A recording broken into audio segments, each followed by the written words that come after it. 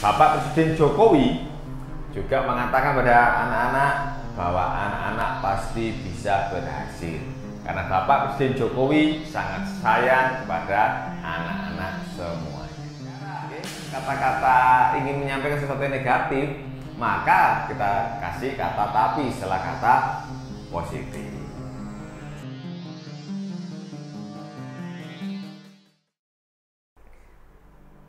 Yang terakhir, Josh, S-nya apa? Sentuhan anchor.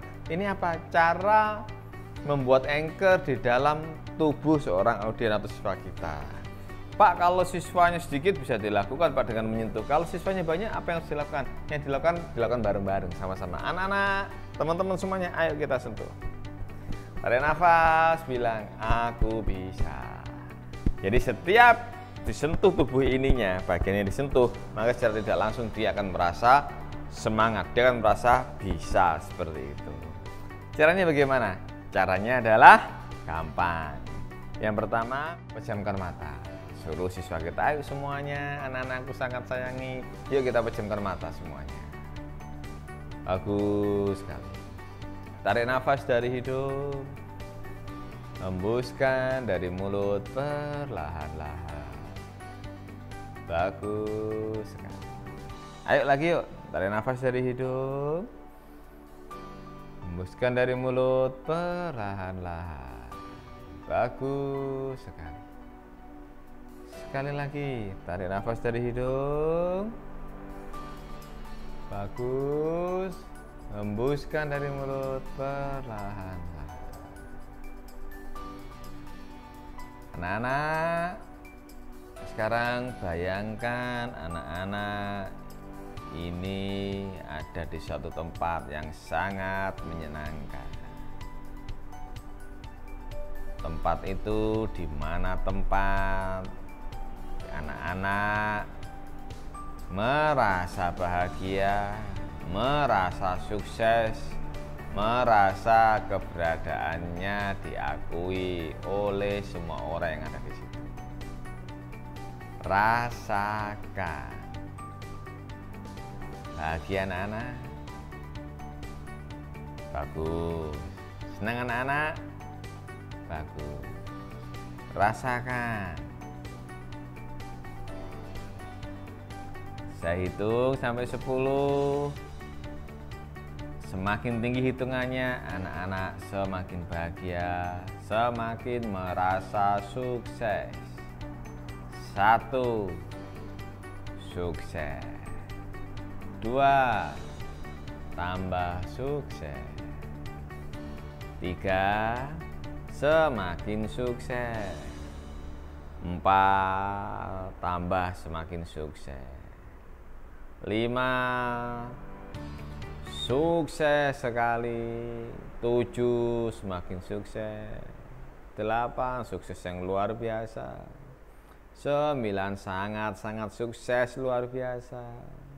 Dan 10, anak-anak semua merasa sangat sukses yang luar biasa tanpa batas.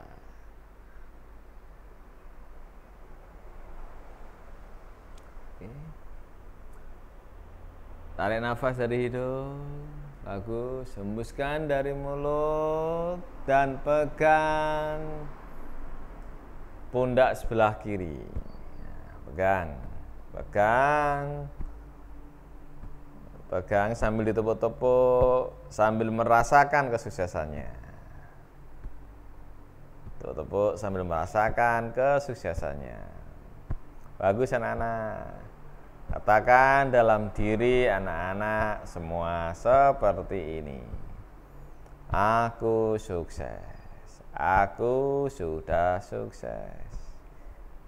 Terima kasih Tuhan, karena aku sekarang sudah sukses. Rasakan bahagianya, pegang dadanya sambil merasakan kesuksesan itu betul-betul terjadi.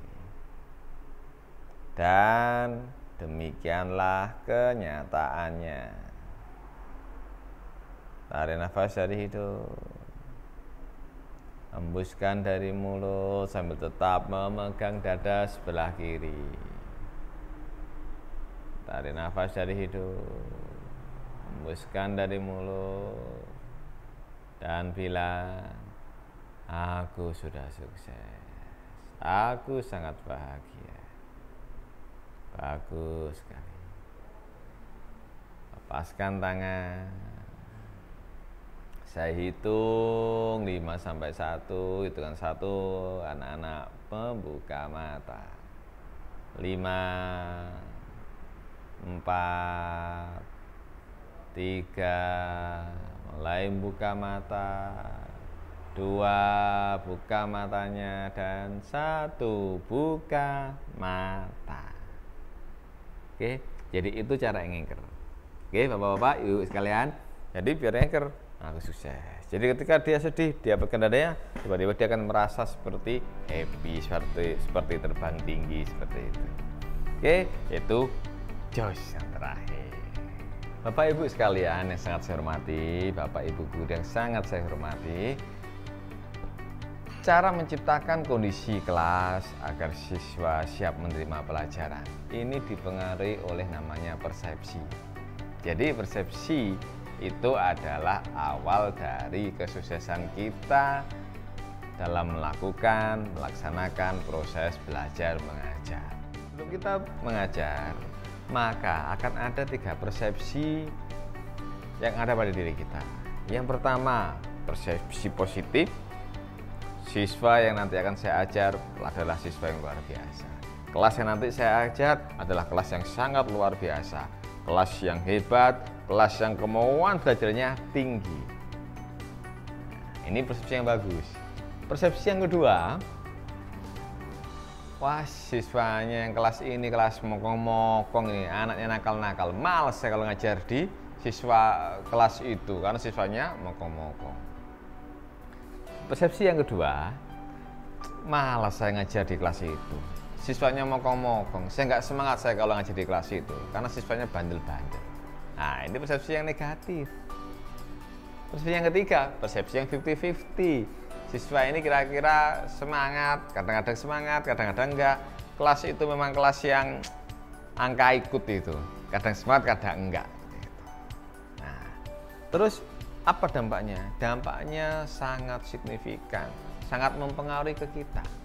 Kalau kita mau ketemu dengan kelas yang mau kita memiliki persepsi yang positif tadi, maka kita akan semangat. Wah, saya akan ngajar kelas ini, maka persiapan kita juga akan bagus.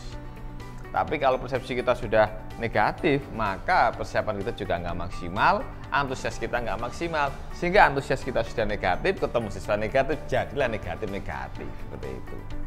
Sebetulnya kelas yang nggak maksimal itu bisa kita maksimalkan asalkan kita tahu caranya. Bapak Ibu sekalian, dalam persepsi itu ada namanya Pygmalion Effect. Apa itu? Efek yang timbul gara-gara persepsi. Persepsi kita terhadap sesuatu itu akan mempengaruhi bagaimana cara kita memperlakukan sesuatu tersebut. Kalau persepsi kita negatif kepada siswa itu, maka cara memperlakukan siswa itu pun atau kelas itu juga akan negatif, juga akan berpengaruh. Kalau persepsi kita positif terhadap suatu kelas, maka kita pun juga akan terpengaruh bagaimana cara kita memperlakukan kelas tersebut. Pasti kita akan semangat, ngajar dipersiapkan dengan maksimal, seperti itu. Kita juga antusias. Sehingga yang antusias itu sebetulnya bukan kelas itu, karena kita. Karena persepsi kita positif, sehingga kita antusias. Karena kita antusias, mereka juga akan tertular oleh antusias kita. Oke? Nah, bagaimana sih persepsi itu terbentuk, Bapak Ibu sekalian? Yang pertama, persepsi terbentuk dari pengalaman empiris, pengalaman pribadi. Kita pernah ngajar, oh iya siswa sini nakal. Akhirnya masuk dalam diri kita. Kita internalkan dalam diri kita. Kita menganggap bahwa kelas itu siswanya nakal-nakal. Padahal juga belum tentu. Padahal itu hanya satu kasus, tapi karena kita sudah masuk dalam pikiran kita menganggap satu kelas siswanya nakal-nakal. Padahal hanya satu orang. 2. Persepsi terbentuk dari pengalaman induktif dari orang ngomong. Persepsi terbentuk dari self talk, ada orang ngomong-ngomong, Pak ngajar di situ loh Pak Eko di kelas J. Malas Pak, kok kelas J itu anaknya nakal-nakal, malas Pak.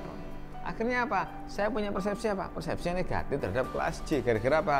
Gara-gara saya ngobrol dengan teman saya. Itu mempengaruhi.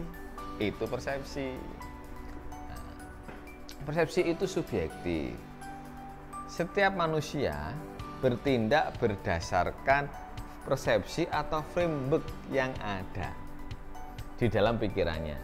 Persepsi ini masuk melalui panca indera. Jadi persepsi tidak murni diciptakan oleh dirinya. Persepsi melalui proses modifikasi yang sangat kompleks sehingga menggerakkan manusia untuk bereaksi atau merespon. Contoh persepsi negatif. Kelas ini siswanya nakal. Saya malas mengajar di kelas ini karena susah diatur. Contoh persepsi positif. Kelas ini kelas yang luar biasa. Saya suka ngajar di kelas ini karena kelas ini siswanya sangat penurut dan mau belajar. Oke, Bapak Ibu. Jadi itu topik kita hari ini, sharing-sharing kita hari ini. Saya sangat senang sekali bisa sharing berkaitan dengan topik materi ini. Semoga strategi Abijar khusus ini menambah wacana bagi Bapak Ibu semuanya, menambah wacana bagi kita semuanya sehingga bisa diterapkan. Sehingga dengan metode hypnoteaching dengan memakai strategi Abijar Jos ini betul-betul mudah untuk diterapkan saat proses belajar mengajar. Sehingga goal kita, tujuan kita sebagai seorang pendidik bisa tercapai dengan maksimal seperti itu. Oke, sekian dari saya, kurang lebihnya saya mohon maaf yang sebesar-besarnya atas semua kekurangan saya. Terima kasih.